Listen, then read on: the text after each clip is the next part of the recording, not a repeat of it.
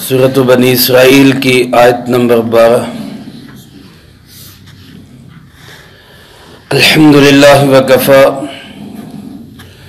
وسلام علی عبادہ الذین اصطفی،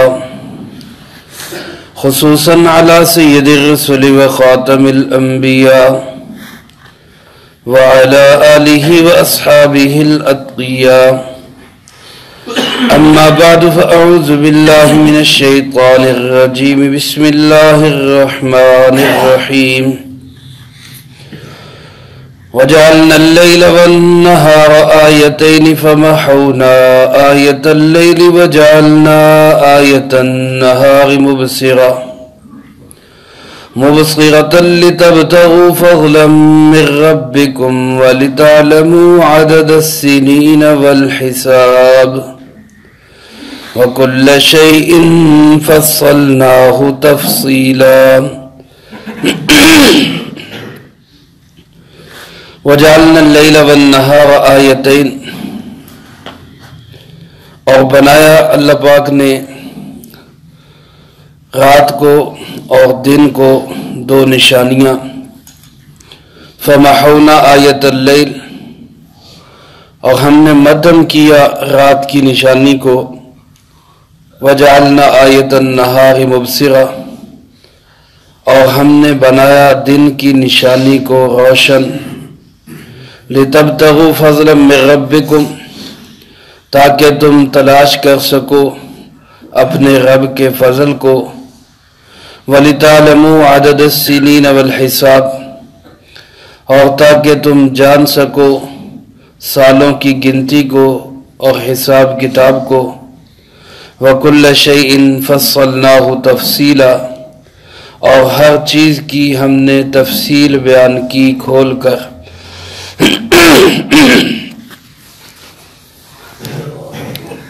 اس آیت مبارکہ میں اللہ رب العزت نے رات اور دن کی دو نشانیوں کو بیان فرمایا، اور دن کی نشانی کی دو حکمتیں بیان فرمائی۔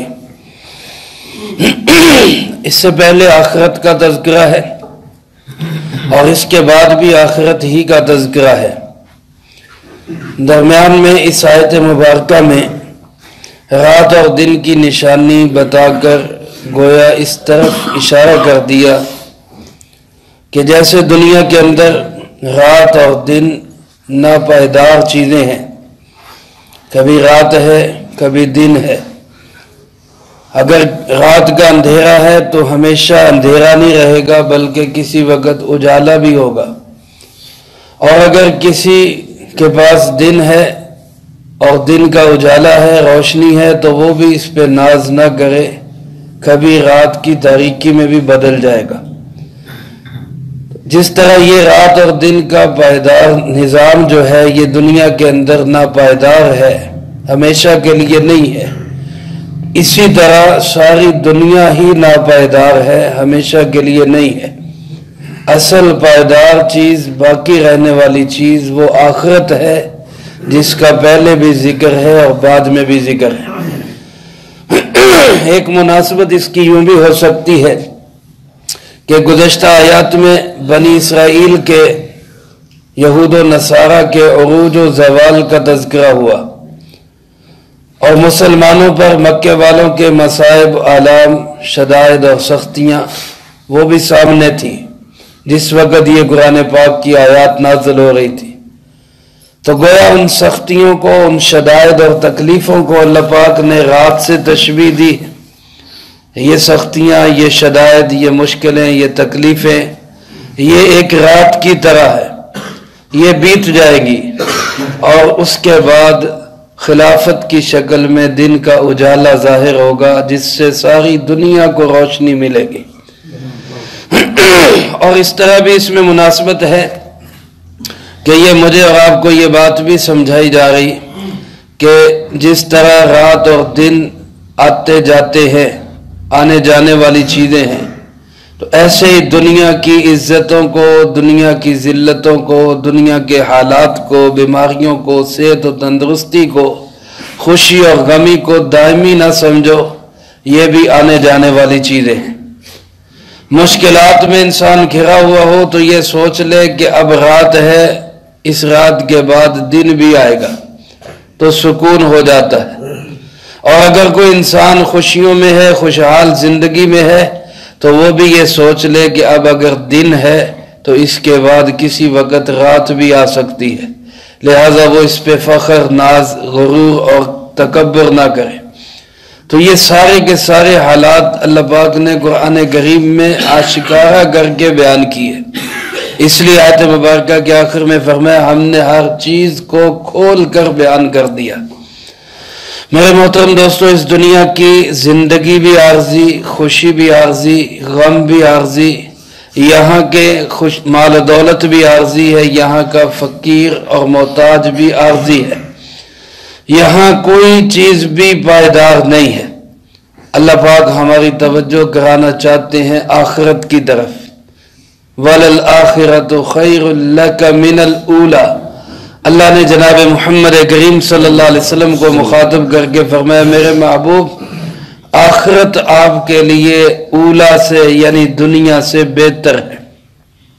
اور دوسری جگہ فرمایا بل تؤثرون الحیات الدنیا والآخرۃ خیر وابقی، تم دنیا کی زندگی کو ترجیح دیتے ہو، اس کو سامنے رکھ کے فیصلے کرتے ہو، حالانکہ آخرت پائیدار بھی ہے اور باقی رہنے والی بھی ہے۔ تو میرا آپ کا انفرادی فیصلہ، اپنی زندگی کا فیصلہ دنیا کو سامنے رکھ کے نہیں ہونا چاہیے، بلکہ آخرت کو سامنے رکھ کے ہونا چاہیے۔ چنانچہ اللہ پاک ارشاد فرماتے ہیں ہم نے دو نشانیاں بنائی، وَجَعَلْنَا اللَّيْلَ وَالنَّهَارَ آیتین، ہم نے رات اور دن کو دو نشانیاں بنایا ہے۔ رات کا تذکرہ پہلے ہے، دن کا ذکر بعد میں ہے۔ مشکلات، شدائد، پریشانیاں، دکھ، تکلیفیں پہلے ہیں، آسانیاں، خوشحالیاں، راحتیں، آرام، سکون بعد میں ہیں۔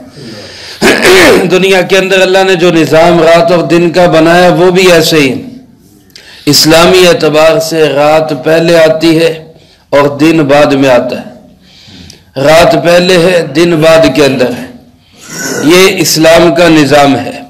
اور جو مغرب کا نظام ہے جس میں رات 12 بجے جا کے دن تاریخ تبدیل ہوتی ہے، اس سے کوئی سسٹم نہیں بدلتا، پہلے بھی رات ہے بعد میں بھی رات ہے، بدلہ کیا ہے جو تاریخ بدل رہی ہے۔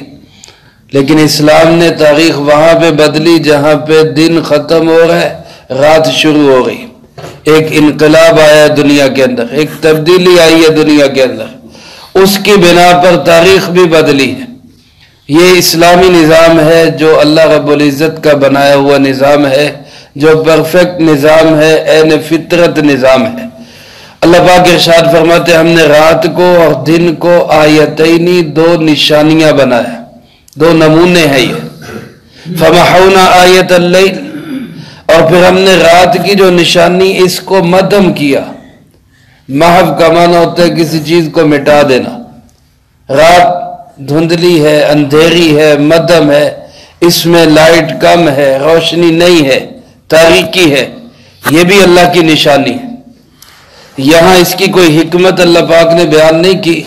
قرآن کریم میں دوسری جگہ اللہ پاک نے اس کی حکمت بیان کی ہے کہ ہم نے رات کو تاریک اس لیے بنایا تاکہ تم سکون حاصل کر سکو، کیونکہ فطرتی طور پر انسان جب سونا چاہتا ہے تو اندھیرا کر لیتا ہے، لائٹ کم کر لیتا ہے، تیز روشنی میں عام طور پہ انسان کو نیند نہیں آتی۔ تو اللہ نے انسان کے سکون کے لیے رات کو تاریک بنا دیا تاکہ یہ انسان پرسکون نیند سو سکے اور اگلے دن کے لیے تازہ دم ہو کر اپنے کام کاج میں لگ جائیں۔ اس لیے غالباً اللہ پاک نے یہ نظام ایسا بنایا کہ اس میں ساری مخلوقات تقریباً سوتی ہیں۔ رات جب ہوتی ہے تو ساری مخلوقات تقریباً سو جاتی ہیں۔ اگر ایسا ہوتا کہ ہر ایک کو اس کی مرضی پہ چھوڑ دیا جاتا، کوئی جاگتا، کوئی سوتا، کوئی کہتا میرے اٹھنے کا ٹائم ہے، کوئی کہتا میرے سونے کا ٹائم ہے، تو ایک ہلچل سی دنیا کے اندر مچی رہتی۔ اللہ نے ایسا نظام بنایا کہ رات ہوئی، چرند پرند جانور سب سونے کے لیے اپنی اپنی جگہوں پہ آ گئے۔ جب سب سو جائیں گے تو سب کو سکون حاصل ہوگا۔ جہاں دنیا کے اندر ایسا نظام نہیں ہے، اس کے خلاف ہے، کچھ جاگ رہے ہیں، کچھ سو رہے ہیں، کوئی باتیں کر رہے ہیں، کوئی گپیں لگا رہے ہیں، کوئی مختلف قسم کے کاموں کے اندر مشغول ہے، تو وہاں بے سکونی، بے اطمینانی، بے چینی بڑھتی جاتی ہے۔ اس لیے اللہ پاک نے رات کو بنایا سکون کے لیے، اطمینان کے لیے، آرام اور چین حاصل کرنے کے لیے۔ اور دوسری نشانی فرمایا وَجَعَلْنَا النَّهَارَ وَجَعَلْنَا آیَةَ النَّهَارِ مُبْصِرًا، ہم نے دن کی نشانی کو روشن بنایا، مبصرہ، جس میں ہر چیز نظر آئے، بہت بڑی لائٹ کا انتظام کر دیا۔ اس زمین سے 13 لاکھ گنا بڑا حجم ہے سورج کا، اتنی بڑی لائٹ کا انتظام اللہ پاک نے کر دیا تاکہ بندے سکون کے ساتھ کام کر سکے۔ پھر اس دن کی 2 حکمتیں اللہ پاک نے بیان فرمائی۔ ایک تو فرمایا لِتَبْتَغُوا فَضْلًا مِّن رَبِّكُمْ، تاکہ تم اپنے رب کے فضل کو تلاش کرو۔ یا فضل کا لفظ اللہ پاک نے ارشاد فرمایا، علماء فرماتے ہیں اس کا مفہوم بہت وسیع ہے۔ اس فضل کے اندر علم بھی داخل ہے، اس فضل کے اندر اخلاق بھی داخل ہے، اس فضل کے اندر اچھی تربیت بھی داخل ہے، اسی فضل کے اندر رزق حلال بھی داخل ہے۔ لِتَبْتَغُوا فَضْلًا مِّن رَبِّكُمْ، تاکہ تم اپنے رب کے لیے اپنے رب کا پیدا کردہ رزق حلال تلاش کرو۔ تو رزق حلال کو اللہ پاک نے اپنا فضل فرمایا۔ سورہ جمعہ میں بھی جہاں اللہ پاک نے یہ ہمیں حکم دیا ہے کہ جب جمعہ کی اذان ہو جائے تو سب کام کاج کاروبار چھوڑ دو، وَذَرُوا الْبَيْعَ۔ اس کے بعد فرمایا فَإِذَا قَضَيْتُمُ الصَّلَاةَ، جب تم نماز مکمل کر چکو، نماز جمعہ ادا کر چکو، فَانْتَشِرُوا فِي الْأَرْضِ وَابْتَغُوا مِنْ فَضْلِ اللَّهِ، تو زمین میں پھیل جاؤ اور اللہ کے فضل کو تلاش کرو۔ تو گویا رزق حلال کی تلاش، رزق حلال کے لیے تگودو اور محنت کرنا، یہ بھی اللہ رب العزت کے احکامات میں سے ایک حکم ہے۔ یہ بھی اللہ رب العزت چاہتے ہیں انسان رزق حلال تلاش کرے، اور جناب نبی پاک صلی اللہ علیہ وسلم نے اس کے فضائل بیان کیے۔ تاجر ہے تو آپ صلی اللہ علیہ وسلم نے امین اور صادق تاجر کو فرمایا، جو صادق اور امین تاجر ہوگا، التاجر الصدوق الامین، جس تاجر کے اندر 2 صفات ہوں گی، وہ سچ بولتا ہے، وہ امانت دار ہے۔ آپ نے اس کا مقام کتنا بڑا بتایا، فرمایا مع النبیین والصدیقین والشہداء والصالحین، یہ سچا اور امانت دار تاجر قیامت کے دن اللہ کے نبیوں کے ساتھ ہوگا، صدیقین کے ساتھ ہوگا، شہداء کے ساتھ ہوگا، صالحین کے ساتھ ہوگا۔ یہ اس کی سچائی اور امانت پہ اور تجارت پہ، اس کے تجارت کے اندر اللہ کا رزق تلاش کرنے کے اندر رزق حلال کی تگ و دو پہ یہ نام ہے۔ اور مزدور ہے تو اس کے متعلق آپ علیہ السلام نے وہ عمل کر کے دکھایا کہ جو شاید آج کی دنیا بھی مزدور کو عزت نہ دیتی۔ جناب نبی پاک صلی اللہ علیہ وسلم نے مزدور کے ہاتھ چومے، مزدور کے ہاتھ چومے، اور آپ صلی اللہ علیہ وسلم نے فرمایا الکاسب حبیب اللہ، اپنے ہاتھ سے محنت کر کے کمانے والا اللہ کا دوست ہوتا ہے، اللہ کا دوست ہوتا ہے۔ تو یہ سارے فضائل ہیں رزق حلال کی تلاش پر۔ اس کے لیے اللہ فرماتے میں نے دن کا اجالا پیدا کیا، لِتَبْتَغُوا فَضْلًا مِّن رَبِّكُمْ، تاکہ تم اپنے رب کے فضل کو تلاش کرو۔ اور اس کے ساتھ فرمایا دوسری حکمت اس میں کیا ہے، وَلِتَعْلَمُوا عَدَدَ السِّنِينَ وَالْحِسَابِ، تاکہ تم سالوں کی گنتی کو اور حساب کتاب کو جان سکو۔ یہ سارے کا سارا حساب جس کا دار و مدار یہ کاروباری معاملات، لین دین، میں فلاں دن آپ کو پیمنٹ کروں گا، فلاں دن آپ کے ساتھ معاملہ ہوگا، فلاں وقت میں آپ کا سامان ڈیلیور ہوگا، یہ سب کچھ جو جڑا ہوا ہے یہ رات اور دن کے نظام کے ساتھ جڑا ہو، رات اور دن کے۔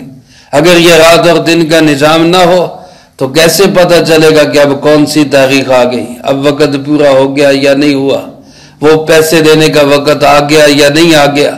تو یہ سارے کا سارا جو حساب کتاب ہے یہ جڑا ہوا ہے رات اور دن کے نظام کے ساتھ۔ اللہ فرماتے میں نے اس لیے اس کو بنایا تاکہ تم اس سے سالوں اور حساب کتاب کو جان سکو، اور اس میں بھی محدود نہیں ہے۔